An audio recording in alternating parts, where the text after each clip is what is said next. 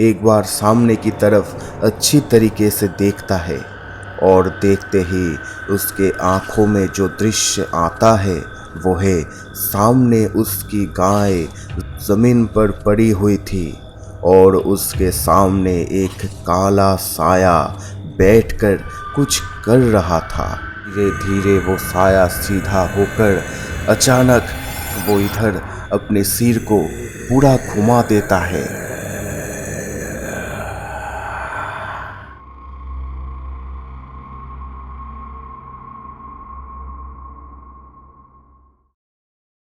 गर्मियों में स्कूल के इन छुट्टियों के दौरान रवि पूरा दिन अपने घर के बिस्तर में ही पड़ा रहता है।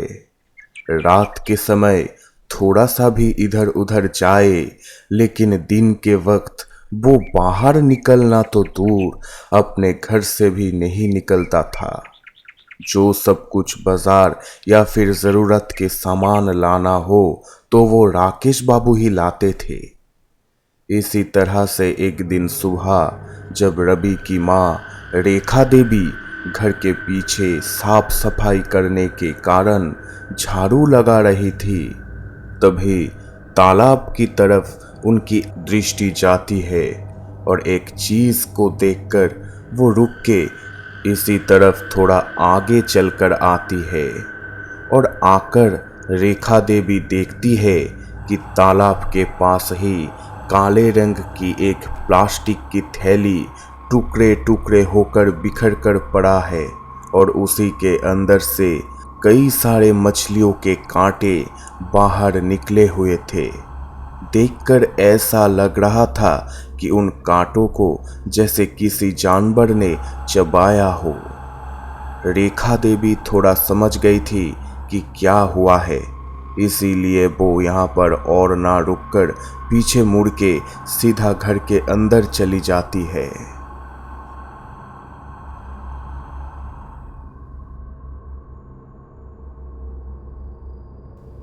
घर के अंदर आते ही रेखा देवी अपने बहू सुषमा से इस बारे में पूछती है कि वही पीछे तालाब के पास मछलियों के कांटों को तो नहीं फेंका है, लेकिन सुषमा डर में उनसे ना कह देती है, ये कह के कि उसने ऐसा कुछ नहीं किया।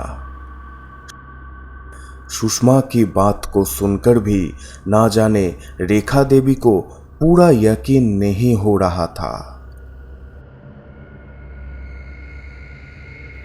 उस दिन रात को इसी गांव के एक दूसरी तरफ गांव के दूध वाला मुकेश के घर के आसपास किसी साय का उपस्थिति था। अचानक रात के 2 बजे के समय मुकेश के 2 गाय जोर जोर से पुकार रही थी।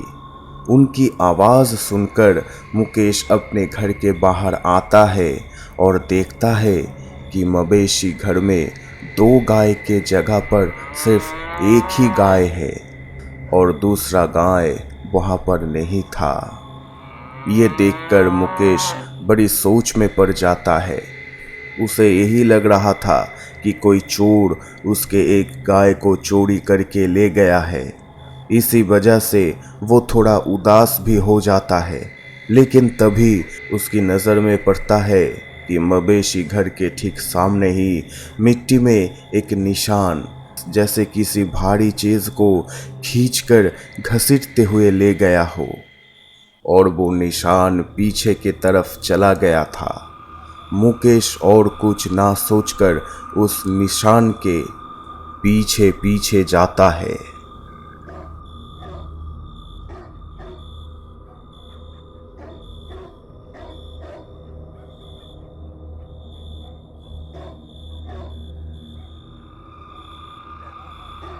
पीछे की तरफ चारों ओर घना अंधेरा था, कुछ भी सही तरीके से दिखाई नहीं दे रहा था।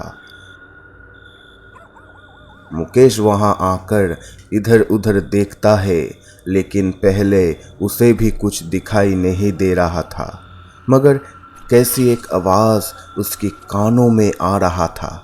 उस आवाज़ को सुनकर मुकेश फिर से एक बार सामने की तरफ अच्छी तरीके से देखता है और देखते ही उसके आंखों में जो दृश्य आता है वो है सामने उसकी गाय जमीन पर पड़ी हुई थी और उसके सामने एक काला साया बैठकर कुछ कर रहा था। चारों तरफ खून ही खून फैला हुआ था। मुकेश समझ गया था कि वहां पर क्या हो रहा है। उसे लगा कि कोई खतरनाक शिकारी जानवर उसके गाय को मारकर खा रहा है। यही बात सोच के गुस्से में वो नीचे से एक पत्थर उठाता है और उस साए के तरफ फेंक के मारता है, लेकिन वो पत्थर उस साए के शरीर के अंदर से निकलकर दूसरी तरफ चला जाता है और वो साया अब गुंगराने लगता है। धीरे धीरे वो साया सीधा होकर अचानक वो इधर अपने सिर को पूरा घुमा देता है। उसकी भयानक चेहरे को देखकर मुकेश बहुत ज्यादा डर जाता है और जल्द ही वहां से भाग के अपने घर के अंदर चला जाता है। और कुछ समय बाद सवेरा होने ही वाला था, इसलिए वो साया वहां से चला जाता है।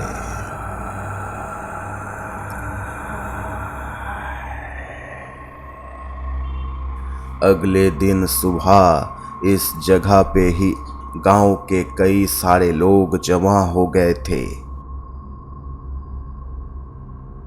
अपनी गाय के लाश के पास मुकेश बैठकर रो रहा था।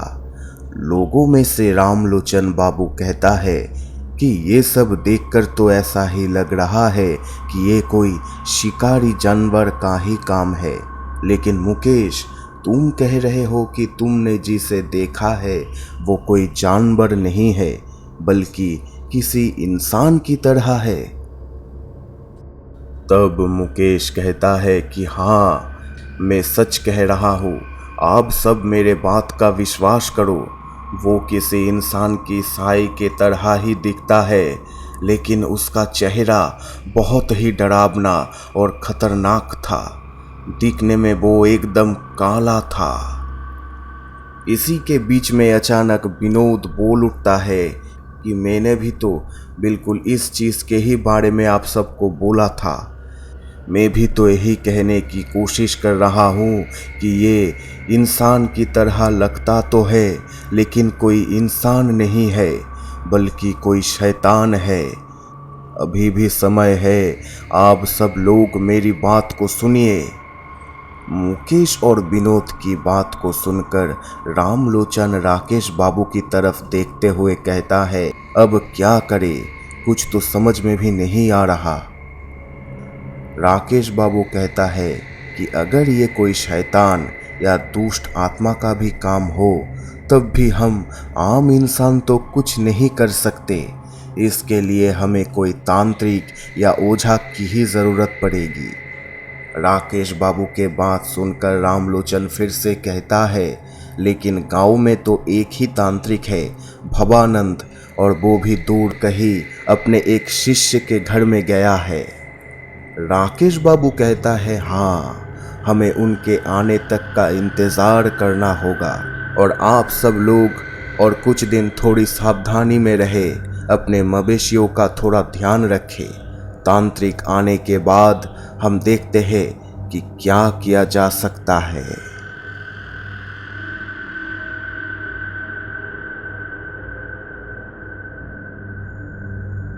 इसके बाद क्या होता है वो जानने के लिए अभी इस वीडियो को लाइक देके इस चैनल को सब्सक्राइब कर लीजिए।